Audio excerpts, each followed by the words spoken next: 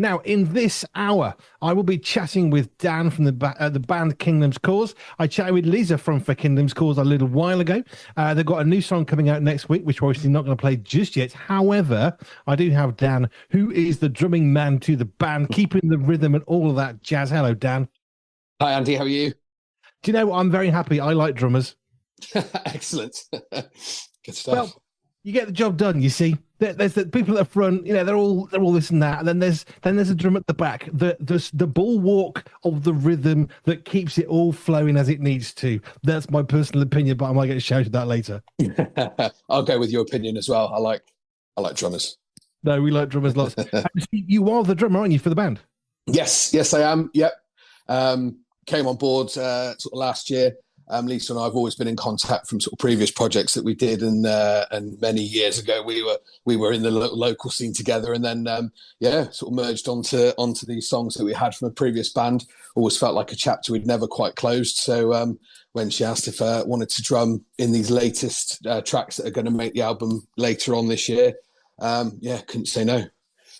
Which is really, really cool. So you started last year. So you've got some history playing with Lisa in the past? Yeah, so we were in a band, 2023, that band did come to an end. And then we kind of went our separate ways, and I was in another band with some of the members that were in that other band. Those guys wanted to kind of try and take it up a notch and become self-sufficient, which meant loads more gigging. And at the time, you know, being the age we are, jobs and things like that, I couldn't commit that time, didn't want to hold those guys back. So I kind of stepped away sort of May last year. And then, me and Lisa kept in contact. She mentioned about Renovation being recorded, and obviously eagerly awaited that to be released. And then we kind of the conversation just flowed from there through the summer. Did the drums on the tracks that we had, that the engineer we worked with sort of reproduced and made them what they are now. Did the drums in November. Just went down to the studio and laid all the drums out in November.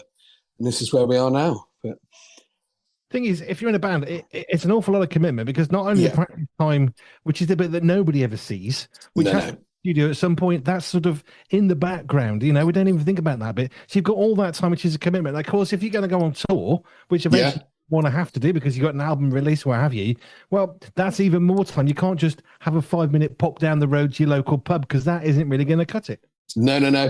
There's always that balance to consider, and that was a kind of balance I had to consider with kind of a job at the moment. You know, there is, in a nice way, a lot less pressure with this. We'll go where it goes, but I didn't want to hinder the guys in the previous band, but didn't want to kind of say this just never felt like a chapter quite closed.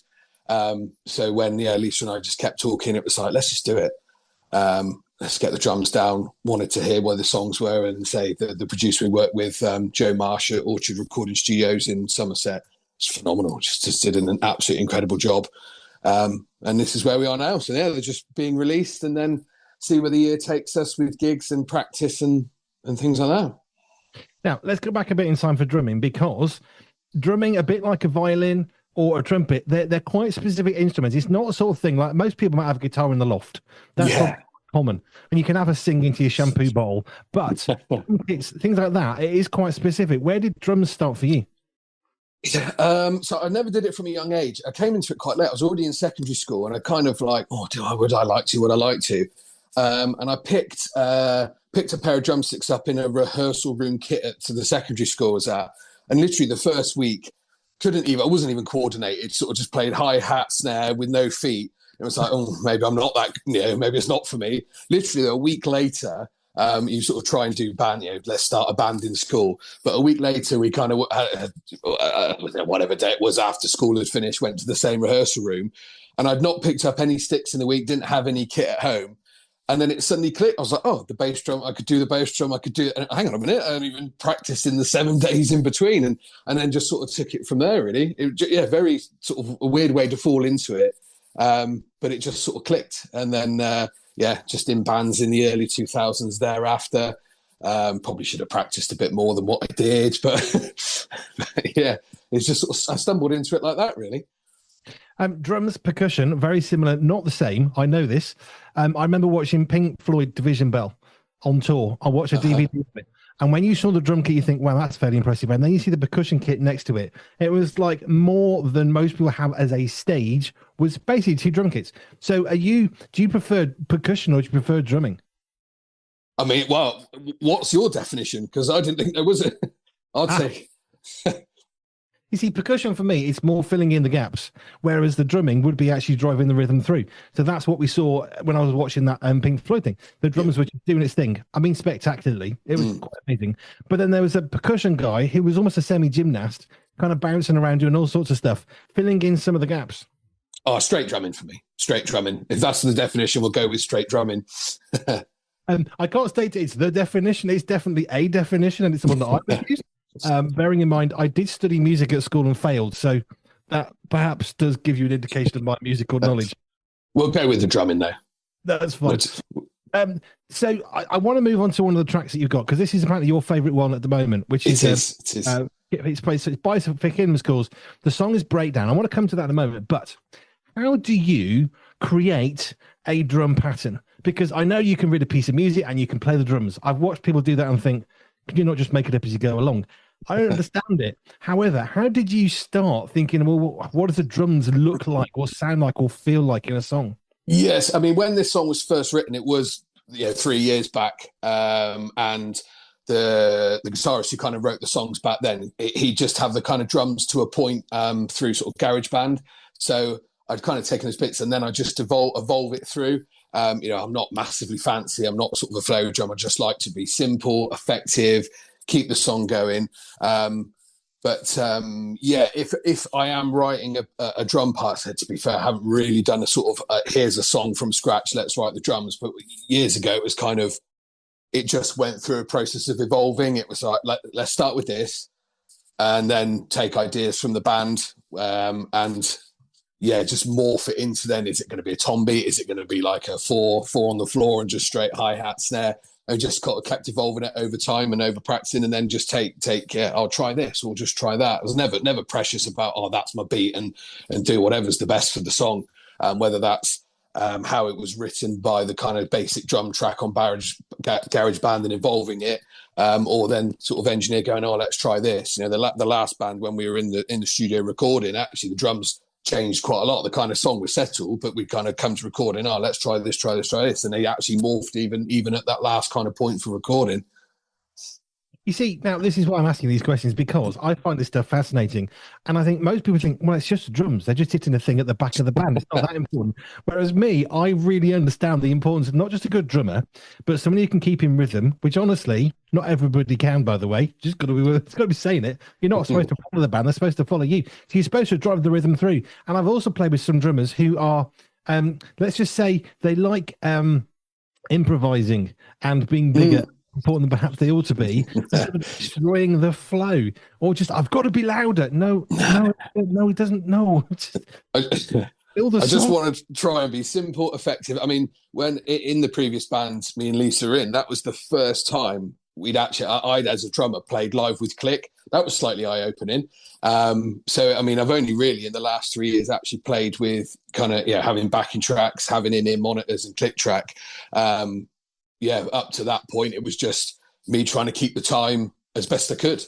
That was certainly eye-opening when we started using click track and in-ear monitors things. But sort of second nature now. Try and keep it simple, keep the song going, and that's how I want to play the drums. Have you heard of band Skillet? I have heard of the band Skillet, but not songs of Skillet now. That's fine. So the drummer, she's from Coventry, Ledger, and somebody said, she's really, really boring. She's really basic. She's not doing much. She's just at the back of the band. And actually, when you started watching the stuff that she was doing, which I started to focus on more, you think, well, yeah, it's fairly simple. But do you know what? You look at U2, you look at the guitarist. It's quite good, The Edge. He does a lot of really super complicated stuff. It's actually very simple if you listen to a U track and you start breaking it down. Because U2 don't do lots of really fancy stuff. They just do the same thing over and over again, simply and effectively. It's staying with a Skillet, which is a US hard rock metal band, and it's the same thing. Oh, well, she's rubbish. She's not doing enough. Well, you're sort of missing the point. It's similar with the White Stripes. Meg White, I think, is it? And I remember I watched probably 6 months ago. There was something on Drumeo on YouTube about how actually, and again, you listen to it, think this is very simple, but they started breaking it down, and actually the kind of nuance of her playing, and you're like, oh yeah, actually, yeah, you sort of, yeah, for it's simple, effective drumming for me all the way. It does, because it allows everything else that's in the band, whether it's 2, 3, 4, 5 pieces, it doesn't really matter. It then allows other stuff, because you can, as a drummer, you can really easily overwhelm everything. Yes. Or you can enhance everything, and there is a balance to be had. And intro, whether it's a fill or whatever, a solo, but that's great. But actually, you have the ability to enhance everything by being the one instrument that everyone can rely upon to be there on the beat when you need it. Yeah, sort of accents where you need them, fills into verses to chorus where you need them and stuff. And where, for me, my sort of style is, when I'm in a verse, it's crash accents sort of scenario. You're keeping the beat of the verse. Then you transition to chorus, you're keeping the beat of the chorus. And I just want to be clean, tidy, and sort of accent where it needs to be. Which is what matters. Now, for Kingdom's Cause, where is the band going at the moment? Because obviously you're building up. We've got another song coming out next week, which is going to be on our rock show on Monday between 7 and 9 with Stephen D. We'll play that one called Bleed. I've heard the whole song, yes. which is very good. We got a bit of a pre thing, which was great. And it's honestly, I'm so excited to hear it properly on the radio, having heard it in the office and cranked it up quite a bit. And where's the band going at the moment? Because you're growing your song base. Where's next for you guys? We want a gig. We're speaking to kind of promoters and things like that, but not sound. We've all, at least, has done it before. I've done it before. We've done the pub gig piece. We want to try and I know Lisa's sort of speaking a lot with the Christian community, and I know they can have there's big shows that they put on and things like that. So Lisa's doing a lot of reaching out to that side. So we're just. But it will go kind of where it would go. Lisa's got a life outside of the band. So myself, we're both busy. We've got a gig coming up in Ireland just for kind of private conference at the end of April. So we're hurriedly rehearsing and for that to get all that ready. And then we definitely want to do some shows, get the album released. But on the sort of flip side, we don't want to just kind of go and play a pub down in Trowbridge. Not that that's a bad thing, but we just want to take it a bit further if we can and do some slightly bigger things through the community. I mean, Lisa's obviously been handling all the radio play and things like that, and I can't keep up with they're playing this song, they're playing this song. I had more kind of radio play through this side with what Lisa and I are doing than ever have in any previous band. So hopefully that can then translate to some bigger, better things just on that gig in front. And I get that. It is about being intentional, because in a sense, it's hard work doing pubs and going from pub to pub and setting up, because you don't just rock up and off you go. I remember I played keyboard in church for years and years, and there were a couple of girls that used to come along to the Thursday night practice with a flute, and they'd get the purse out, which was slightly oversized. They pop out a little black box, they stick 3 pieces of a flute. I'm good to go. Let's go. On my one of 5 loads from the car to get everything into the church so I can do a practice for 2 hours. And they're like, are we going to start soon? Do you want to give me a hand? And this is another part of what we don't see, is that when you guys stand up for 10 minutes, half an hour, there's not just a travel, there's a setup, and then the room gets warm and you've got to reach in the drums and the instruments. And these are all the bits we just don't, I do, but generally speaking, we just don't think about having to be part of a performance of 6 songs or 12 songs. Yeah. And if you are rocking up to pub gigs and things like that, you've probably been there from 5, 6-ish. So the sound check, load in, sound check, work through the bands and things, however 3, 4, how many are on the roster for the evening. And then, once you finish playing, it's there might be other bands playing that potentially using your gear and things like that whenever you're on the bill, and then the pack down on the travel home there afterwards. Yeah, it isn't just, I'm playing for half an hour, rock up and play. No. I'll be honest, it wasn't when I thought, hey, maybe I should learn the flute, because I could just pop it in a bag on my rucksack and off I go. Yeah. There's been the odd time when I've kind of enviously looked at guitarists and thought, am I playing the wrong instrument? But I don't know. It's always been drums since I started. When I picked up sticks in secondary school, it's always been drums thereafter. Quite happy with the lugging the kit around and things like that. And I think even rehearsal studios have come quite a long way. It used to be they didn't have anything, and now they have sort of shelves as a backline, and you can just take your hardware and things like that. So it's becoming more efficient, kind of to go and rehearse and things like that. Which is always good. Do you other instruments, or is drums the one thing you've only ever focused on? Only drums. Yeah. Yeah. Okay. And the other part I wanted to find out was, have you learned by ear, which is how I play, or have you learned through reading notes? Because I actually saw a sheet of music score of drums, and I just thought, how on earth are you supposed to read that? I mean, I can barely read a piece of music for a keyboard, and yet you've got multiple instruments which are obviously represented by different dots on the page, but somehow they just sort of go along and play. It's like watching a machine work. It's unbelievable. Are you more sight reading or are you ear play? Yeah. I did sort of say, I mean, I only took my grades to grade 2 in drums when I had lessons with a drum teacher again, sort of mid 2000s, and could read music to a point, but never ever progressed it.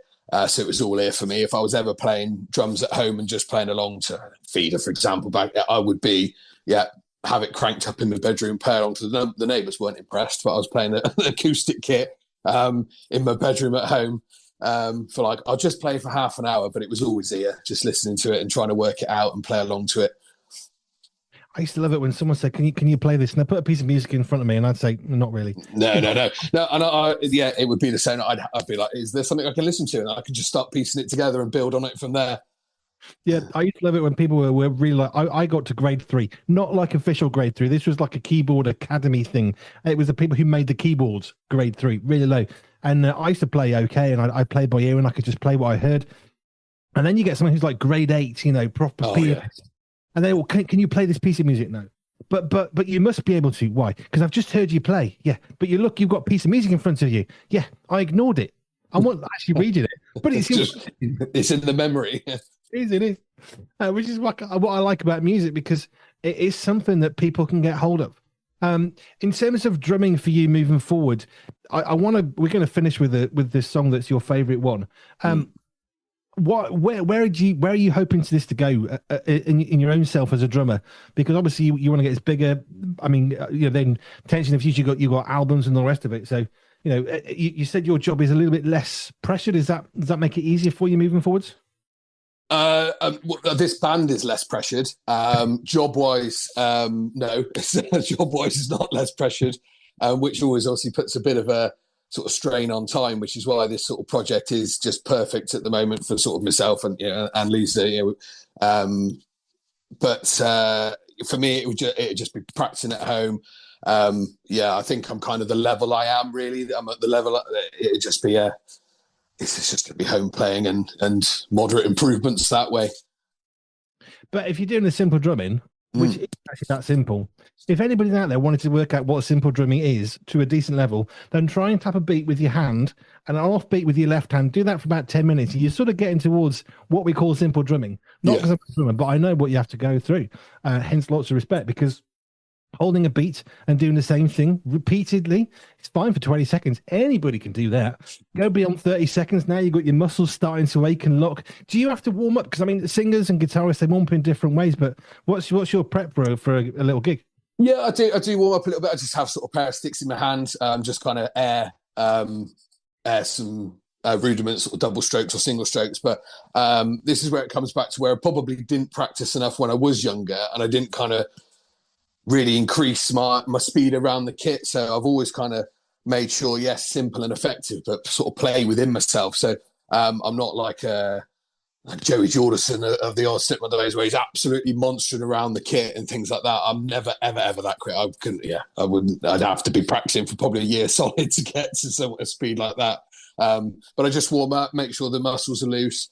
But there's sort of not massive amounts that go into it, to be honest, a gig for warm up and things like that. Do you know, I wonder how many people think, oh, he's talking to a drummer. That'll be a short conversation. I'm loving this because I've worked with drummers for a long time, and there's an awful lot to playing drums. And I think people have this misguided opinion of, well, they're just sitting at the back. It's not that hard a job. And it's not that hard to sit at the back, and it's not that hard to play a beat, but it is to do it and consistently and persistently and again and do the same thing, which is where the skill really does come in. Yeah.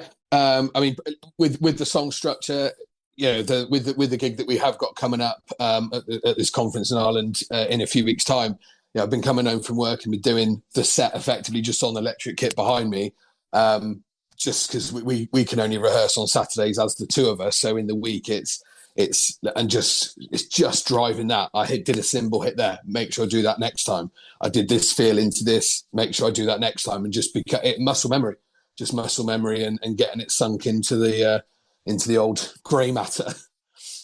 Now, the other part of this, which I don't know, are you singing as well? Are you only drumming? No one wants to hear me sing. Absolutely not. I just thought I'd ask because sometimes I remember the first time I saw a drummer, I don't know which band it was, and the drummer had a microphone, and I thought, well, that's weird. I mean, obviously the band Queen, you got Roger Taylor used to sing at the back, and I thought, well, how does that work? And then you'd watch it work and think, okay, you can do that. That's quite cool. Yeah. I mean, it's like this day and age.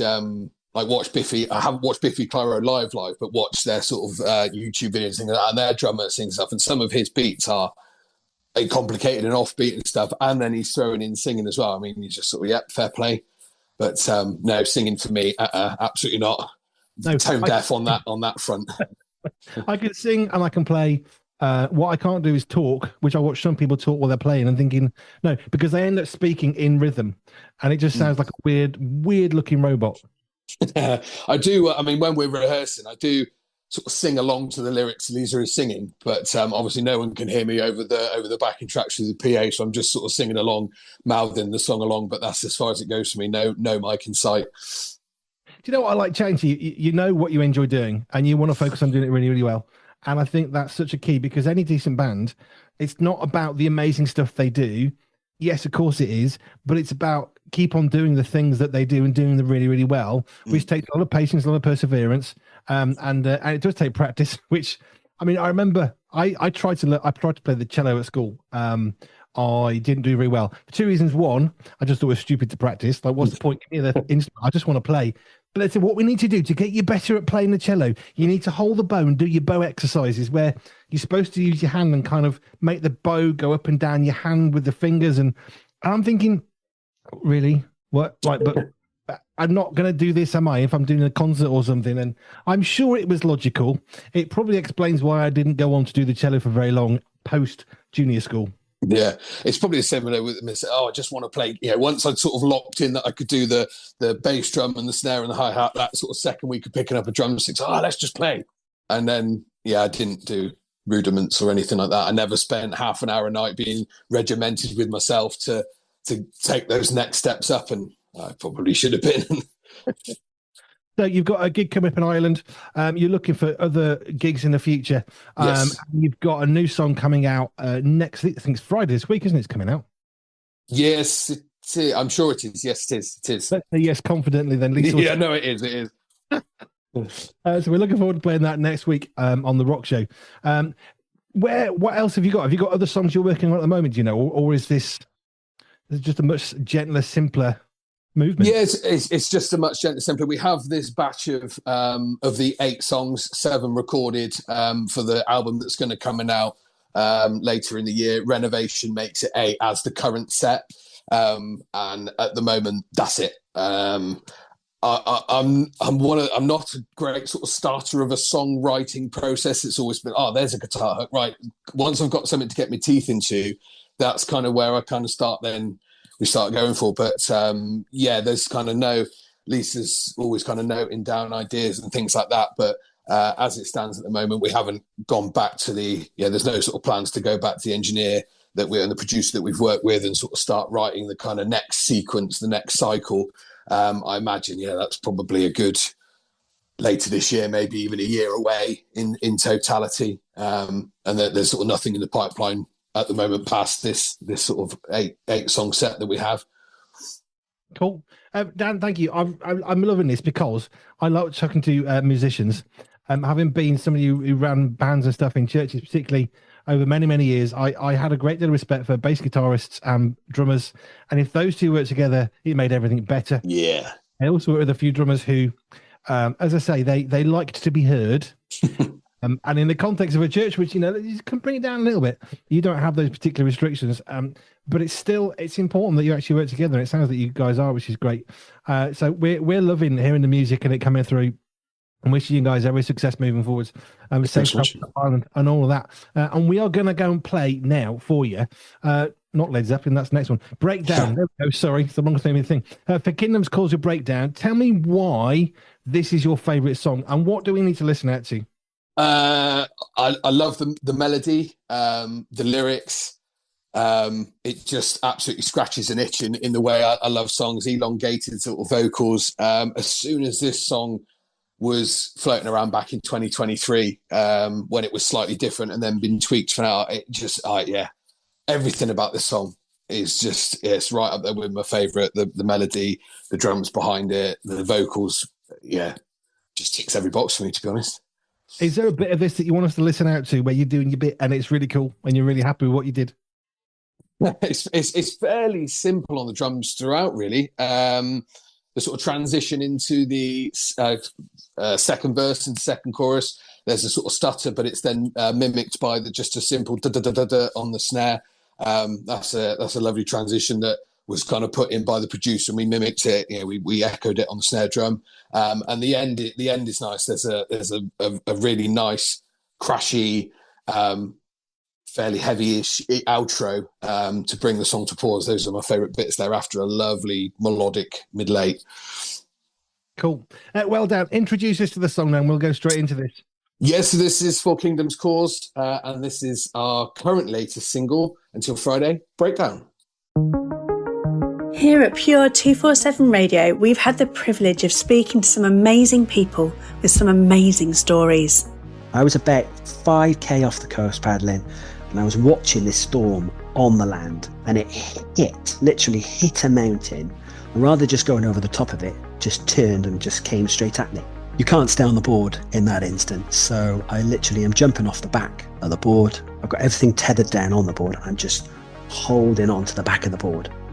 As I walked in, there was a fight going on the floor. There was a police sergeant sailing over the desk to help with restraining somebody. And the doors were clanging shut, all the big metal gates, and there were alarms going off and radios. And I felt this most enormous peace come over me, because I realised that this is where God wanted me to spend my career behind bars. It was like a baptism of fire, and it was like the most socially deprived council wards in Britain. And then we were going into schools, and then kids were coming to the gigs, but then knocking on my door at night, and I was out there playing football till 11:30 p.m. at night, 12 o'clock, feeding kids, running youth clubs. If you've missed an inspiring conversation and want to catch up, or you'd like to revisit a brilliant interview, you can. Our interviews are available on YouTube and podcast, so you can always catch up anytime you like. Search for Pure 247 Radio wherever you get your podcasts, or find our YouTube channel at Pure 247 Radio, or head over to www.pure247radio.org/catch up.